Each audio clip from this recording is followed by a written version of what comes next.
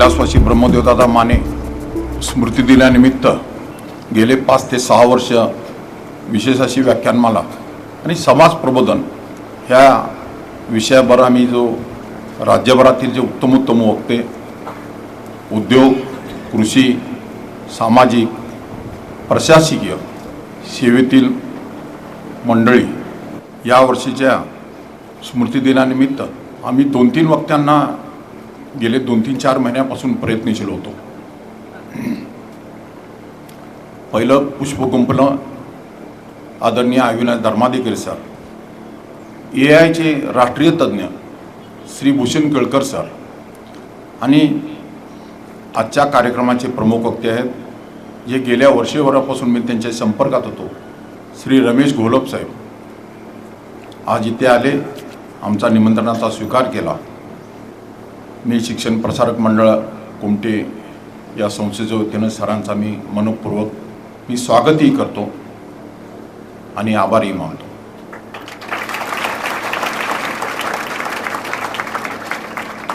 या कार्यक्रमाच्या निमित्तानं नुकतेच पदार्पण झालेले आदरणीय नितीन हबीब सर हे ॲडव्होकेट आहेत, ज्येष्ठ विधिज्ञ आहेत, संस्थेशी निगडीत आहेत, बहुतेक आमच्या सगळ्या संस्थांचे सल्लागार म्हणून ते परिचित आहेत।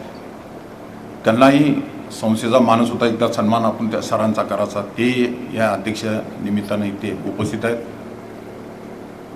या कार्यक्रमाच्या निमित्तानं काल सहज मिलिंद कुलकर्णी सरांना लोकमतच्या सर बातमी राजकीय नाही पण सामाजिक अभिप्रेत असलेली बातमी आहे, थोडासा आपल्या महाराष्ट्रातलं जे लीडिंग वर्तमानपत्र आहे दैनिक लोकमत त्याला अग्रस्थानी असावं असं आमचं म्हणणं होतं।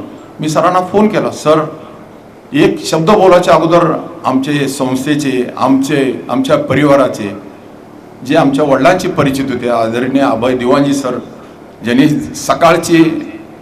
सकाळी वर्तमानपत्र इथं नावारूपाला आलं पण आज त्या सेवेत नाहीत, ते सेवानिवृत्त झालेत, पण वर्तमान क्षेत्रात अत्यंत आदरानं त्यांचं नाव घेतलं जातं। जिल्ह्याचे सगळं सामाजिक राजकीय आर्थिक सगळ्या गोष्टीचा अत्यंत जवळनं अभ्यास असलेलं एक व्यक्तिमत्व आहे, अत्यंत आदराने त्यांचं नाव घेतलं जातं। लगेच कुलकर्णी सरांना त्यांना फोन दिला की त्यांनी म्हणले मी आहे जयकुमार, उद्या कार्यक्रमाला सराला बरोबर घेऊन येतो। सर अभय सरांचा कुलकर्णी सरांचा दोघांचाही एका फोनवर आमचं निमंत्रण स्वीकारलं, हजर झालात, आपले धन्यवाद देतो आणि स्वागत करतो।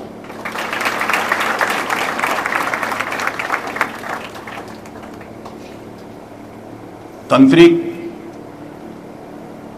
शिक्षण तंत्र शिक्षण म्हणले गेले कंपन्या आणि कंपन्याशी निगडीत सगळी HR मंडळी यांचा अत्यंत जवळचा संबंध येतो। किर्लोस्कर फेरस जे गेले 50, 60, 70 वर्षापासून आमचे पारिवारिक संबंध होते,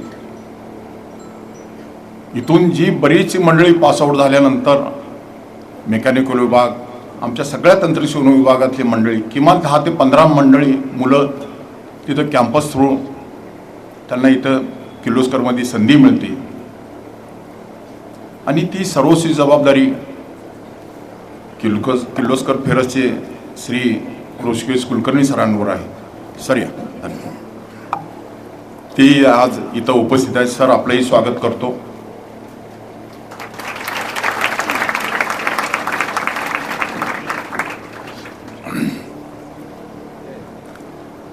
तर अशा या आजच्या कार्यक्रमाला प्रमुख अत्यंत नामांकित अशी मंडळी आली। सर शिक्षण क्षेत्राशी कॉलेज क्षेत्राशी निगडीत असल्यानंतर आज शिक्षक दिन, हजारो मुलं आज सर 25, 26, 27 वर्ष झाले कॉलेजला अत्यंत उत्कृष्ट कार्यक्षम पद्धतीने कॉलेज चालू आहे। कारण कॉलेज असं कार्यक्षम पद्धतीने चालवावं लागते की ते केंद्र सरकारची सरकारची नजर आहे, आपण केंद्रात आहात सर, हे सोपं नाही। AICTEचा अत्यंत बारीक निगराणी असते, इथं जरा थोडीशी जर गडबड झाली तर त्याची शिक्षा पटकन कॉलेज आणि संस्थेला मिळते। त्यामुळं या पंचक्रोशीतील अनेक विद्यार्थिनी गेले 25 वर्ष सतत कॉलेजमध्ये ॲडमिशन घेतात, उत्तम मार्क मिळून चांगल्या कंपनीने प्लेसमेंट होते काय डिग्रीला जातात, काय परदेशात जातात, काय व्यवसायात जातात. पण त्या निमित्तानं ज्या शाळा अग्रक्रमाने, ज्या शाळेतील मुलं इथं येतात, त्यांच्याही मुख्याध्यापकांचा आम्ही ह्या शिक्षक दिनाचं औचित्य साधून आज सन्मान करतो आहे. त्यांचंही या निमित्तानं मी संस्थेच्या वतीनं मनपूर्वक स्वागत करतो आणि ह्या शिक्षक दिनाच्या शुभेच्छा देतो.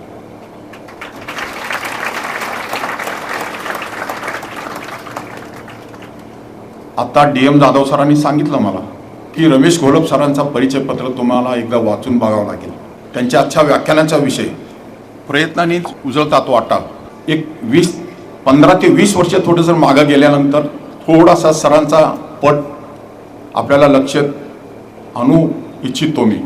जे ग्रॅज्युएशन नंतर जे करता येईल सर सगळ्या क्षेत्राला स्पर्श केलेत. ते शिक्षक होते, राजकीय याच्यात बी थोडासा त्यांचा सहभाग होता, स्थानिक पण त्यांचे राजकारण त्यांचं होतं. थोडंसं सर धाडसाने म्हणतो हे सगळ्या ज्या या उमेदीच्या वयात करू इच्छितो, करावाचा असा हव्यास होत असतो, ते सरांनी सगळं माझ्या लेखी मी जवळून बघितलं. त्यांचा परिचय पत्र आहे. आमचे स्नेही शिवाजी सुरवशे, त्यांचं कौटुंबिक नातं आहे. त्यांच्या माध्यमातून माझे एक मित्र इथं विनोद भोसले आहेत, माऊली पवार आहेत, त्यांच्या माध्यमातून अनेक गोष्टीचा उलगडा होत गेला. मागे एकदा सुरुवातीला अगदी नुकतीच निवड झाली होती. दिलीपदाजी चौगुले एका कार्यक्रमाच्या निमित्तानं त्यांना आली होती. तिथं ऐकून घेतलं, मी थक्क झालो. आणि त्याच्यानंतर सरांचा जर प्रवास बघायला गेलं तर वाटा तर त्यांनी एवढा अचाट प्रयत्न केले, एवढे अफाट प्रयत्न झाले, कारण त्यांना शेवट सगळे आयुष्यातले सगळे दूर कापले गेले होते. मागे फिरावं बघायला गेलं तर हे आई व्यतिरिक्त सरांचे मागे कोणी नव्हतं असं माझ्या माहितीप्रमाणे थोडीशी मला माहिती मिळते. राजकारण केलं, निवडणुका केल्या, संघटना केल्या, एका पक्षाचं काम पण केलं. सरते शेवटी मग आता पोटाचा प्रश्न आल्यानंतर सर प्राथमिक शिक्षक म्हणून त्यांची निवड झाली. ते तिथंही रमले नाहीत. ज्या गावात राहून तिथलं आणखी गावाकडचं थोडंसं मग लेखाजोखात घेत राहिले. मग येवाना सरांच्या आईसाहेबांना निदर्शनाला आलं काय आता हे भवितव्य मला काय इथं फारसं दिसत नाही. मग सरच म्हणाले होते, एकदा सायकल घेतली, एसटी टाकली आणि थेट पुणे गाठलो.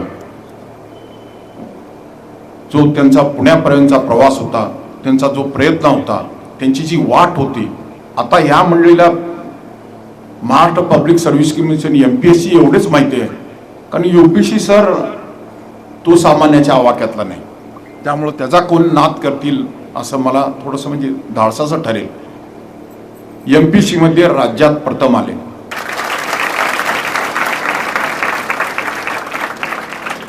हे पहा किती मोह असला असता, पण सर त्याला बाजूला ठेवले. अरे म्हणलो आता आपण MPSCला गवसणी घातलोय, संपलं MPSCचा विषय म्हणले, आता आपण UPSC कडे वळूया. आणि पहिल्या प्रयत्नात अत्यंत उत्तम गुणांनी त्यांना UPSC सुद्धा पास झाले. IAS केडर मिळालं. दुर्दैवाने महाराष्ट्रात ते कुठं त्यांना ते केडर मिळालं नाही, पण अशा ठिकाणी त्यांना ते केडर मिळालं. अत्यंत आव्हानात्मक. झारखंड हे, बिहार ही राज्याचं नाव जर घेतलं तर सर आणखी थोडासा थरळ होत आहे. सरांनी चॅलेंज स्वीकारलं. सगळा नक्षलाइज भाग, भाषेची अडचण, सगळंच इंग्रजी माध्यमातून सगळं तिथं होत असेल तर मग त्या काय कुणीही केलं असतं. अत्यंत आदिवासी भाग, सगळा डोंगर भाग, नुकतंच बिहारमधून बाजूला झालेला हा झारखंड भाग, तिथं अशा ठिकाणी सरांची परीक्षा केंद्र सरकारने घेतली की तो आता तुम्ही तिकडे जा. तिथलं चॅलेंज स्वीकारलं. अत्यंत उत्कृष्ट, प्रभावी, उत्तम काम केलं. जिल्हाधिकारी, जिल्हाधिकारी, उपसचिव आणि आता तिथल्या जल जीवन या संस्थेचे सचिव म्हणून तिथं कार्यरत आहेत. एक उत्तम वक्ते, मला वाटतं कैलासवासी शिवाजीराव भोसले सरांनंतर या मराठी भाषेवर वक्तृत्वावर प्रभुत्व असेल तर आदरणीय रमेश घोलप सर आहेत.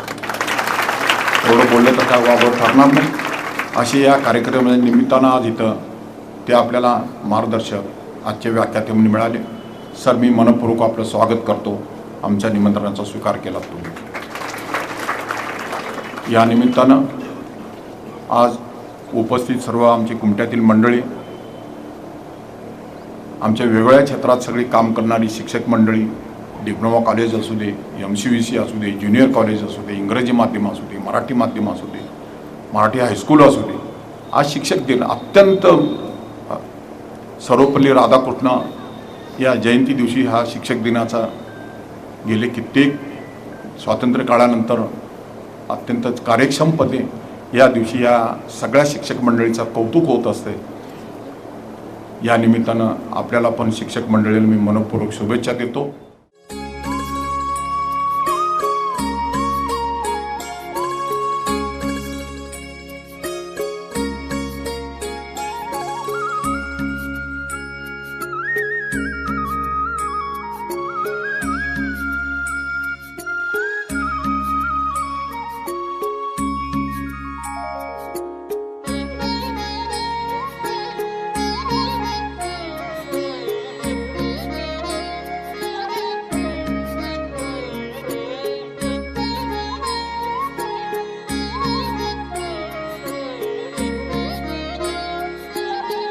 संस्थेचे मार्गदर्शक माननीय श्री बाळासाहेबजी माने यांच्या हस्ते आजच्या कार्यक्रमाचे प्रमुख अतिथी माननीय रमेशजी भोलर साहेब यांचं स्वागत व सत्कार होत आहे.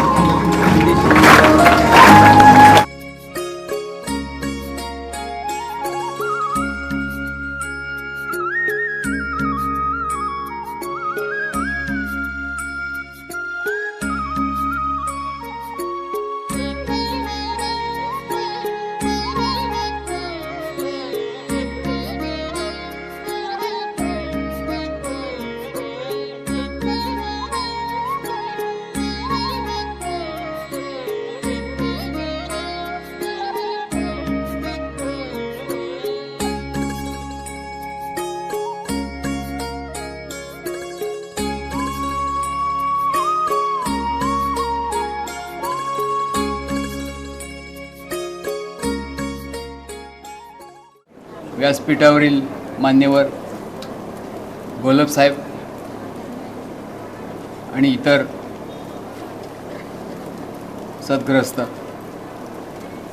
शिक्षक आणि विद्यार्थी मित्रांनो, मला विशेष करून जयकुमार माने साहेबांचे आभार मानायचे आहेत. त्यांनी मला इतक्या सुंदर कार्यक्रमाला आज इथं निमंत्रित केलं. त्यांच्या संस्थेची कामं बघत असतो, पण आम्ही कुठल्याच संस्थेला जात नसतो. आज इथं आल्यावर पाहिलं तर हे खूप मोठं काम आहे, प्रचंड मोठा परिसर आहे आणि हे सांभाळणं तसं खूप अवघड असतं.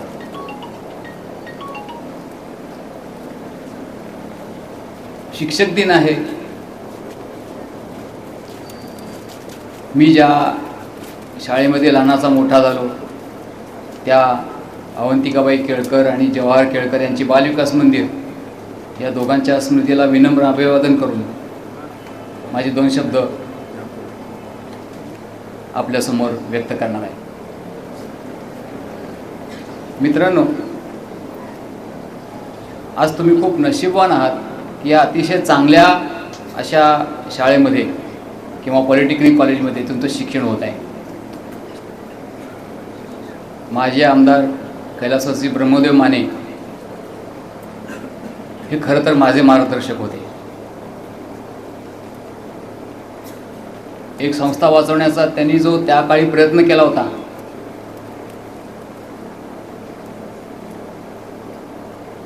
तसा प्रयत्न आजपर्यंत त्यानंतर कोणी केलेला नाही. माझ्याकडे यायचे, त्यांना पायऱ्या चढायला त्रास व्हायचा. त्यांच्या 118 एनीमध्ये ते बसायचे आणि मी माझ्या कार्यालयातून जाऊन त्यांच्या कारमध्ये जाऊन बसून चर्चा करून त्यांच्या कागदांवरती सह्या घ्यायचो. शिक्षणाप्रती प्रचंड निष्ठा आणि आस्था असलेले हे ग्रस्त हयात आमदार राहिले. जसे आज दिलीपरावांना आम्ही आजही आमदारच म्हणतो. आमचे हे सगळे मित्र कुटुंब आहे. सर्वप्रथम मी त्यांचा आभारी आहे की त्यांनी मला आज या कार्यक्रमाला बोलवलं आणि विशेष करून गोलप साहेबांच्या ज्याचं मार्गदर्शन लाभणार आहे त्या कार्यक्रमाला मला बोलवलं.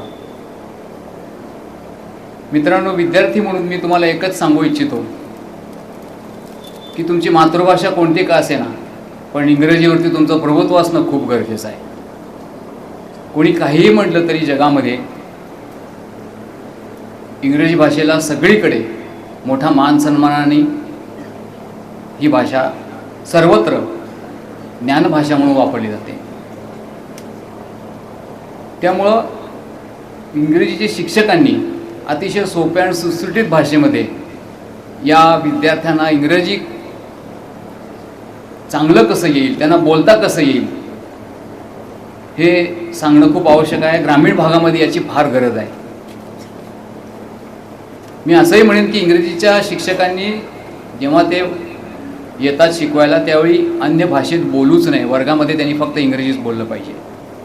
पॉलिटेक्निक कॉलेजमध्ये सुद्धा आज जे तुमचं पॉलिटेक्निक कॉलेज आहे तिथे देखील हे सगळं कम्युनिकेशन तुम्ही शक्यतो इंग्रजीमध्ये करण्याचा प्रयत्न करा, जेणेकरून भविष्यामध्ये या मुलांना मोठ्या स्तरावरच्या ज्या परीक्षा असतील, स्पर्धा परीक्षा, जिथे आज गोलप साहेब वगैरे जाऊन पोचलेले आहेत, त्या परीक्षांमध्ये त्यांना यश मिळवणं सोपं जाईल. कोर्टामध्ये आर्ग्युमेंट करणं माझ्यासाठी सोपं आहे, पण भाषण करणं मला जमत नाही. त्यामुळं मला इथं बोलवलं, मला सन्मान दिला, त्याबद्दल मी अत्यंत आभारी आहे. जय हिंद, जय महाराष्ट्र. माजी आमदार कैलासवासी ब्रह्मदेवदादा माने यांच्या स्मृतिदिनाच्या निमित्तानं SPM पॉलिटेक्निकच्या या प्रांगणामध्ये आयोजित या विचार प्रबोधन 2025 या कार्यक्रमामध्ये आजच्या सत्राचे अध्यक्ष ज्येष्ठ विधिज्ञ ॲडव्होकेट नितीन हबीब साहेब, संस्थेचे प्रमुख विश्वस्त, ज्यांची विद्यार्थ्यांना मार्गदर्शन मिळण्यासाठी सर तुम्ही आलं पाहिजे हा हट्ट, आग्रह आणि तळमळ मी गेली वर्ष दीड वर्ष झालं बघतोय, ते आदरणीय जयकुमारजी माने साहेब आपल्या राज्यातल्या शिक्षकांना आणि विशेषतः या शुभेच्छा देत असताना अगदी पहिलीपासून ज्या शिक्षकांनी मला शिकवलं, माझ्या गवळी मॅडम मला आठवत आहेत शुभेच्छा देताना, ज्या मला पहिलीपासून चौथीपर्यंत शिकवायच्या, त्याच वेळेच्या तोडकरीबाई होत्या, जाधव गुरुजी, जाधवबाई. इनफॅक्ट माध्यमिक शिक्षण माढा तालुक्यामध्ये आरणला घेत असताना तिथले शिक्षक असतील, त्यानंतर 11वी 12वी आणि D.Ed बार्शीमध्ये केलं त्यावेळेसचे शिक्षक असतील. कारण मी आज जो काही या ठिकाणी आहे याच्यामध्ये निश्चितपणानं माझ्या आईनंतर जर सगळ्यात मोठं योगदान कोणाचं असेल तर ते या सगळ्या शिक्षकांचं आहे. त्यामुळे त्या सगळ्यांच्या प्रति कृतज्ञतेची भावना आज या निमित्ताने व्यक्त करतो. त्याचबरोबर सर्वपल्ली राधाकृष्णन, महात्मा ज्योतिबा फुले, खूप साऱ्या मुली इथं दिसत आहेत, सावित्रीबाई फुले यांनाही आजच्या निमित्तानं अभिवादन करतो. शिक्षक दिनाच्या निमित्तानं आपल्याशी संवाद साधता येतो याचा मनस्वी आनंदही आहे. खूप वेड्यासारखं सिलेक्शन झाल्यानंतर मी मार्गदर्शनाचे कार्यक्रम करत फिरलेलो आहे. कारण मला असं वाटायचं की मी माझ्या आयुष्यात IAS झाल्यानंतर पहिल्यांदा IAS बघितला आणि कुठंतरी ज्या वातावरणामधून मी जगलो वाढलो, जसं माने साहेबांनी बोलताना सांगितलं की UPSC अपने बस की बात नाही, अशा प्रकारची एक फिलिंग असते. आमच्याही काळात बरीचशी जी लोक म्हणायची त्यावेळेला नाही हे आपलं काम नाही असं म्हणायचे. आणि मग कुठंतरी तो जो सगळा संघर्षाचा काळ आहे तो सगळा काळ आज माझ्या डोळ्यासमोरून जातोय. विषय मला प्रयत्नांनीच उजळतात वाटा असा दिलेला आहे. खरं तर मला विचारलं, जलजीवन मिशनचं सध्या काम बघतो आणि माने साहेबांचं आणि इथून मला वाटतं जाधव सर माझ्याशी बोलत होते, तर तुमचा विषय काय देऊ. आयुष्यातल्या संघर्षावरती मी इथे थांबणे नाही नावाचं पुस्तक लिहिलं होतं माझ्या, आणि त्याच्यातली खालची आता जी नवीन आवृत्ती आम्ही हे करतो त्याच्यातली टॅगलाईन आहे. मला प्रवासात असताना मी म्हटलं सर प्रयत्नांनी उजळतात वाटा लिहा, आणि मग आज त्या अनुषंगानं तुमच्याशी संवाद साधण्याचा प्रयत्न करेन. खरं तर तुम्ही समाजामध्ये जगत असताना तुमच्या आजूबाजूलाही तुम्हाला खूप काही लोक असे दिसतील की ज्यांना तुम्हाला असं वाटेल की माझ्यासाठी आदर्श आहे. किंवा मला यांच्यासारखं व्हायचं आहे किंवा यांच्याकडं जे हे आहे ते माझ्याकडं नाही. आणि त्या सगळ्या लोकांची पार्श्वभूमी जर तुम्ही बघितली, त्या सगळ्या लोकांचं आयुष्य जर तुम्ही बघितलं, तर प्रत्येकाचं जे आयुष्य आहे, प्रत्येकाचं म्हणणार नाही पण त्यातल्या बहुतांश जणांच्या आयुष्यात कधी काळी प्रचंड अंधार होता हे वास्तव असेल. तुम्हाला त्याची जाणीव होईल जर तुम्ही त्यांच्याशी 10 मिनिट बसून बोललात. आणि मग तो अंधार दारिद्र्याचा अंधार असेल, घरातली जी कौटुंबिक पार्श्वभूमी शैक्षणिकच्या अंगाने मी म्हणतोय की कोणी शिकलेलं नाही, शिक्षणाचा अंधार असेल किंवा मार्गदर्शनाचा अभाव असल्यामुळं कुठं जायचं हे माहीत नसल्याची ती जाणीव असेल. पण या सगळ्या कष्टांवरती, अडथळ्यांवरती मात करून ती लोक आज कुठं ना कुठं चांगल्या ठिकाणी पोहोचलेली आहे. आणि त्यांनी मगाशी बोलत असताना निवेदकांनी सांगितलं की विपरीत हालात में कुछ लोग टूट जाते हैं. म्हणजे खरं तर आयुष्यात तुमची परिस्थिती वाईट असणं, हलाखीची असणं, याला लोक निगेटिव्हिटीनं का घेतात हेच मला आजपर्यंत कळालं नाही. खरं तर हे तुमच्या आयुष्यातली सगळ्यात मोठी पॉझिटिव्ह गोष्ट असली पाहिजे जर तुम्हाला आयुष्यात यशस्वी होण्यासाठी संघर्ष करायचा असेल तर. अर्थात बहाणे मारायचे असतील तर मग छोटंसं पोटात दुखतं हे कारण हे ठीक असतं, मार्क्स कमी का पडली हे सांगायला. पण जर तुम्हाला संघर्ष करायचा असेल, आयुष्यात यशस्वी व्हायचं असेल, कारण एक हिंदीतलं मला वाटतं दिनकरजींचं वाक्य आहे की वह पथ क्या पथिक कुशलता क्या जिस पथ पर बिखरे शूल न हो, नाविक की धैर्य परीक्षा क्या अगर धाराएं प्रतिकूल न हो. जर तुमच्या आयुष्यात जे म्हणजे चांगला नाविक हा खवळलेल्या समुद्रावरतीच तयार होतो असं म्हणतात, तसं तुमच्या आयुष्यात जर अडचणी संकट येत असतील तर त्याला तुम्ही पॉझिटिव्हिटीने घ्या. कारण आयुष्यात यशस्वी होण्यासाठी तुम्हाला संघर्ष करावा लागतो. कारण जेवढी स्पर्धा आहे आणि तुम्ही आयुष्यातल्या अत्यंत महत्त्वाच्या काळात आहात, जिथं बसलेले आहात, ज्या तुमच्या आयुष्यातल्या कालखंडामधून तुम्ही जात आहात, आणि जर आयुष्यात यशस्वी व्हायचं असेल तर संघर्ष करावा लागतो. आणि संघर्ष करत असताना काही ना काही प्रेरणा असावी लागते माणसाला. आणि मला असं वाटतं की तुमची परिस्थिती हलाखीची असणं याच्या इतकी चांगली प्रेरणा कोणतीही नाही. जर मला हे बदलायचं असेल तर मला कष्ट केलं पाहिजे, याचं साधं साधं गणित आहे. कारण स्वयं श्रीवास्तव नावाचा एक कवी आहे उत्तर प्रदेशमधले. मी चतरा जिल्ह्याला जिल्हाधिकारी होतो मागच्या 2 महिन्यापर्यंत. तिथल्या महोत्सवामध्ये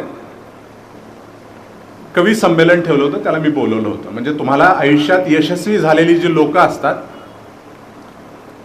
त्यांच्याकडे बघितल्यानंतर जी त्यांच्याकडे यशस्वी झाल्यानंतरची जी चमक दिसते त्यांच्या चेहऱ्यावरती, त्याच्या अनुषंगाने त्याच्या 4 ओळी आहेत.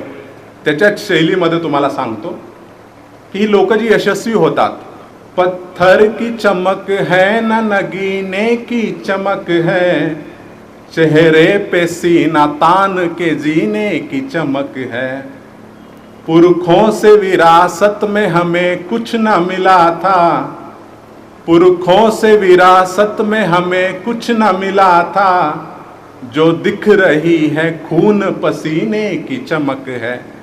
म्हणजे त्यांच्या चेहऱ्यावरती जी तुम्हाला चमक दिसते ना, ते खून पसीनेचे असते. आणि खून पसीन्याचा अर्थ बॉलिवूडमध्ये बघता तो गँग्स ऑफ वासेपूर मधला की खून पसीना नाही आहे सांगत. खून पसीना म्हणजे कष्ट असतात, त्याला प्रयत्न असं म्हणतो आपण. आणि प्रयत्न केल्यानंतर तुम्ही तुमच्या आयुष्यात यशस्वी होताच, याच्याच अनुषंगाने आजच्या विषयाची बांधणी करणं अपेक्षित आहे असं मला वाटतं. त्या अनुषंगाने मी बोलेल. फार काही वाचलेलं बोलणार नाही, जे अनुभवलंय, जे भोगलंय तेच तुम्हाला सांगण्याचा प्रयत्न करेन. खरं तर 13 वर्ष झाली भारतीय प्रशासकीय सेवेमध्ये येऊन. त्याच्या अगोदरचा कालखंड मला आज माझ्या डोळ्यासमोरून जातोय. तुमच्यासारखा मी विद्यार्थ्यांमध्ये बसलेलो आहे. जसं तुम्ही आता टाळ्या वाजवतायत, सुदैवानं डिसिप्लिन आहेत, मानेसाहेब समोर आहेत म्हणून इकडून पोरं शिट्ट्या वाजवत नाहीयेत. पण अशा टाळ्या शिट्ट्या आम्ही सगळं वाजवलेलं आहे. काही कार्यक्रमामध्ये वन्स मोर मागितलेलं आहे. आनंद असतो त्याच्यामध्ये त्या काळामध्ये. पण 13 वर्षाच्या अनुभवानं सांगतो, त्याच्यापेक्षा जास्त आनंद असतो जेव्हा तुम्ही इथं बसलेला असता आणि त्या टाळ्या शिट्ट्या तुमच्यासाठी वाजत असतात. त्यामुळे इथं बसलेल्या लोकांनी इथं बसण्याची स्वप्न घेऊन जावं. कारण पेटणं, भेटणं आणि रेटणं ही अशाची त्रिसूत्रे असं मी म्हणतो बऱ्याच वेळेला की तुम्ही पेटलं पाहिजे. कदाचित मानेसाहेबांची धडपड ती असावी की या विद्यार्थ्यांना कुठंतरी आयुष्यामध्ये काहीतरी मला बनायचंय, करायचंय, याच्यासाठी त्यांनी पेटून उठलं पाहिजे. त्यांना चांगलं मार्गदर्शन कुठंतरी भेटलं पाहिजे. आणि ग्रामीण भाषेत रेटणं म्हणजे चांगला अभ्यास करणं अशा अंगानं, कष्ट करणं अशा अर्थानं म्हणतोय, तर ते केलं पाहिजे. महागाव नावाचं गाव आहे बार्शी तालुक्यामध्ये, जे लोक फिरतात त्यांना माहीत असेल. बार्शी तुळजापूर रोडवरती 1000-1500 लोकसंख्या वस्तीचं गाव आहे. आणि त्या गावामध्ये माझा जन्म झाला 1988 साली. आणि माझी आई बांगड्या भरण्याचा व्यवसाय करायची. व्यवसाय म्हणण्यापेक्षा काम करायचे, कारण आता आल्यानंतर व्यवसाय आणि काम ह्याच्यात पण फरक आहे जरा. तितका काय मोठा व्यवसाय नव्हता तो. ती दारोदारी फिरून बांगड्या भरायची. वडील अगोदर सायकलच्या दुकानात कामाला होतं. त्यानंतर सायकलचं दुकान टाकलं थोडीशी परिस्थिती ठीक झाल्यानंतर, पण दारूचं व्यसन लागलं आणि त्याच्यामध्ये ते सायकलचं दुकान, सायकली पण विकाव्या लागल्या. त्यांची हेल्थ डिटरेट होत गेली आणि अशा कुटुंबामध्ये साधारणतः माझा जन्म झाला. आणि जे मी इथून पुढे सांगेल याची एक तळटीप ही आहे की हे मी कधी अभ्यास करताना कुणाला सांगितलं नाही. हे त्यावेळेला सांगितलं असतं तर ते बहाण्या या कॅटेगरीमध्ये येतं. मी आता हे यासाठी सांगतो कारण प्रयत्नांनी तुमच्या आयुष्यातली वाट जेव्हा उजळते तेव्हा ज्या अंधारातल्या वाटेवरून तुमचा प्रवास झालेला असतो त्या प्रवासानं तुम्हाला जे दिलेलं असतं ते विसरायचं नसतं आणि मागे वळून पाहायचं असतं. आणि जे अनुभवलंय भोगलंय ते सांगायला कधी लाजायचं नसतं, असं माझं वैयक्तिक मत आहे. म्हणून मी न लाजता सांगतो सगळं, काही हरकत नाही. म्हणजे मी असा होतो त्यात काही विशेष नाही. तर आई बांगड्या भरायची. लहानपणी 1.5 वर्षाचा असताना मला पोलिओ झाला आणि मग स्वतःच्या पायावर उभं राहण्यापासून संघर्ष सुरू झाला. मग आई कष्ट करायची, शिकलेली नव्हती ती कोणी. कारण त्यावेळेला आता जसं माने साहेबांनी सांगितलं की एखाद्या व्यक्तीनं IAS झालं, MPSC करायची, UPSC करायची म्हणजे कसं असलं पाहिजे, तर त्याला खूप साऱ्या चौकटी होत्या की हे असलं पाहिजे, ते असलं पाहिजे. हे जसं आता की मला वकील साहेब विचारत होते की तुम्ही दिल्लीला केली का प्रिपरेशन, या सगळ्या गोष्टी होत्या की हे सगळं करावं लागतं. तर ते जे काही 8-10 कंडिशन होत्या त्यात मी कुठंच बसत नव्हतो. म्हणजे अगोदर सांगितलं जायचं की तुम्ही अतिशय चांगल्या घरात तुमचा जन्म झालेला, सुखवस्तू कुटुंब ज्याला म्हणतो त्यात तुमचा जन्म झाला पाहिजे. माझ्या बाबतीत तसं काही नव्हतं. मी मागाशी सांगितलं माझे आई वडील काय करायचे. दुसरं होतं की तुमचे आई वडील शिकलेले असले पाहिजेत. म्हणजे तुम्हाला क्लास 1 ऑफिसर व्हायचंय, MPSC UPSC करायचे तर कसं असलं पाहिजे ते सांगतोय मी. जे त्यावेळेला चर्चा किंवा मिथ्स असायचे. तुमचे आई वडील शिकलेले असले पाहिजेत. माझी आई अजिबात शिकलेली नाहीये. माझे वडील थोडेफार शिकले होते, 4वी-5वी झाली असेल त्यांची. तर त्या दुसऱ्या क्रायटेरियात पण मी बसत नव्हतो. तिसरं असायचं की तुम्ही इंग्रजी माध्यमांच्या शाळेमध्ये शिकलं पाहिजे. आत्ता गरज आहे, तुम्ही शिकलंच पाहिजे. त्यात काय वाद असायचं कारणच नाही. मराठी भाषा विवादावरती मला नाही जायचं. पण त्यावेळेला इंग्रजी मीडियमच्या शाळेत सोडून द्या, मी गावात जिल्हा परिषदेच्या शाळेमध्ये 4वीपर्यंत शिक्षण झालं. 5वी ते 10वी आरण नावाचं गाव आहे माढा तालुक्यामध्ये. संत सावतामाळींची संजीवन समाधी आहे तिथं गावच आहे, पंचायत आहे. तिथं 5वी ते 10वी शिकलो. 11वी-12वी सायन्सला बार्शीमध्ये झाली. तिथंच DED केलं आणि तिथंच मुक्त विद्यापीठामधून BA केलं. म्हणजे मी माझ्या आयुष्यात सगळ्यात लांब म्हटलं तर तालुक्याच्या ठिकाणी जाऊन शिकलो. त्यामुळे इंग्रजी मीडियमच्या शाळेमध्ये शिकलं पाहिजे आणि पुणे मुंबईसारख्या ठिकाणी नामांकित कॉलेजमधून ग्रॅज्युएट झालं पाहिजे, हा जो एक क्रायटेरिया होता त्याच्यातही मी बसत नव्हतो. परत असं असायचं की त्यानं खूप अगोदरपासून सुरुवात केली पाहिजे. 5वी-6वी पासूनच आईवडील शिकवायला सुरुवात करतात, त्याच्या मनात ते बिंबवलं जातं. 2009 मध्ये सप्टेंबरमध्ये मी पुण्याला गेलो होतो. जसं माने साहेबांनी सांगितलं की माझी एक रेंजर सायकल होती, ती STच्या टफावरती टाकून मी गेलो पुण्याला की आपल्याला करायची आहे. त्याला मी तहसीलदार व्हायचं म्हणून गेलो होतो. पण माझ्या एका मित्राने त्यावेळेला मला सांगितलं की जो माझ्या अगोदरपासून तयारी करत होता की अरे तुझी लय हवा करून ठेवली आम्ही इथं, की तुला 10वीला एवढी मार्क आहेत, 12वीला एवढी मार्क आहेत, वक्तृत्व स्पर्धेत एवढे नंबर मिळवलेत, तेव्हा तू आमची काही इज्जत घालू नको. अर्थात मी डिस्क्रिमिनेशन करत नाहीये, पण त्याचं त्याला म्हणणं होतं की आम्ही पण MPSCच करतोय, तू UPSC करतोय म्हण. तुम्हाला नाही तहसीलदारची परीक्षा द्यायला आलोय, कलेक्टरची परीक्षा द्यायला आलोय म्हण. म्हणजे UPSC करायची हे 2009च्या सप्टेंबरमध्ये मी असं ठरवलं की चला ठीक आहे आपण आता कलेक्टरची परीक्षा देऊ. म्हणजे खूप अगोदरपासून तयारी करावी लागते. या क्रायटेरियात पण मी बसत नव्हतो. पुढचा क्रायटेरिया होता की क्लासेस लावावेच लागतात, ट्युशन लावावे लागते MPSC UPSCच्या अभ्यासात. मी कोणताही क्लास वगैरे फॉर्मल जॉईन केला नाही. इंटरव्ह्यूच्या वेळेला मी काही जणांकडे मॉक इंटरव्ह्यू दिले, त्यांना जाऊन मॉक इंटरव्ह्यू द्यायचे, त्याच्यातून त्यांनी काही सजेशन दिले असेल. त्यामुळे त्या क्लासवाल्या क्रायटेरियात पण मी नव्हतो. परत असं म्हटलं जायचं की दिल्लीला जावंच लागतं UPSC करायची असेल तर. मी आयुष्यात पहिल्यांदा दिल्ली UPSCच्या इंटरव्ह्यूच्या निमित्तानं बघितली. त्याच्या अगोदर मी कधी दिल्लीला गेलो नव्हतो, त्यामुळे त्या क्रायटेरियातही मी नव्हतो. परत असं सांगितलं जायचं कमीत कमी 5 वर्ष तरी अभ्यास करावा लागतो, सगळी दुनियादारी सोडून, सगळं बंद करून. मी हार्डली 1.5 वर्ष व्यवस्थित अभ्यास केला, त्यामुळे त्यातही नव्हतो मी. आणि पुन्हा असं सांगितलं जायचं की नशिबात असावं लागतं एवढं सगळं असून, म्हणजे नशिबात असलं पुन्हा मॅनेज होतं, हे पण एक क्रायटेरिया असायचा.